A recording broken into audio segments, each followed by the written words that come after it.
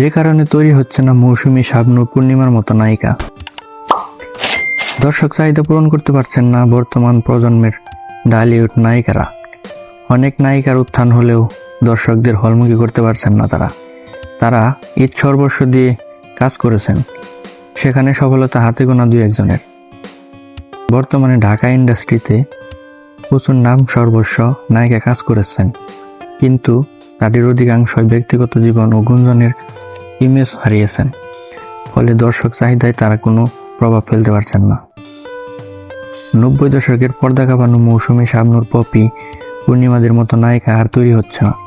তাদের পরবর্তী যারা ছিলেন তারা ব্যস্ত রয়েছেন, তাদেরও সিনেমায় তেমন কোনো কাজ নেই। পাশাপাশি অভিনেত্রীদের ব্যক্তিগত জীবন নিয়ে অশান্তি, বিয়ে বিচ্ছেদ সহ নানা কারণে তারা নিজেদের ক্যারিয়ার এগিয়ে নিতে পারছেন না।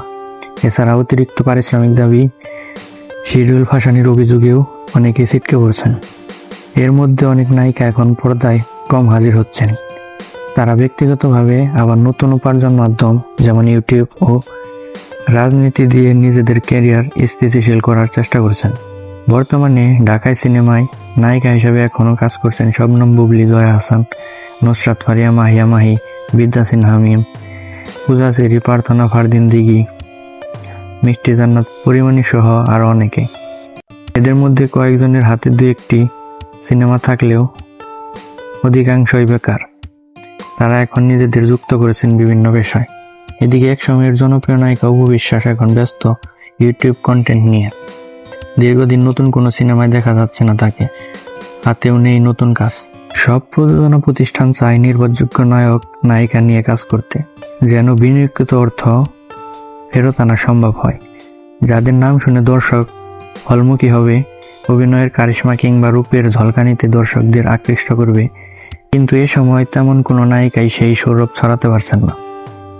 গুটি কয়েক নায়িকা যারা আলোচনায় আসছেন তাদের দিয়েই তো আর ইন্ডাস্ট্রি চলবে না, ফলে দেখা যাচ্ছে নায়িকা সংকট। মূলত উঠতি নায়িকাদের ইমেজ সংকট ও শিডিউল ফাঁসানোর মতো ঘটনায় তারা আস্থা হারাচ্ছেন। এই পরিস্থিতিতে ঢালিউডে বাড়ছে কলকাতার নায়িকাদের উপস্থিতি এবং তাদের প্রতি দর্শকদের আগ্রহ। কলকাতার অভিনেত্রীরা ইতিমধ্যে ঢাকায় সিনেমায় তাদের প্রভাব বিস্তার করে ফেলেছেন, যার ফলে দেশি নায়িকাদের ভবিষ্যৎ নিয়ে সন্দেহ জেগেছে।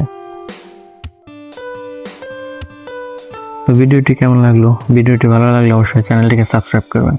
ধন্যবাদ।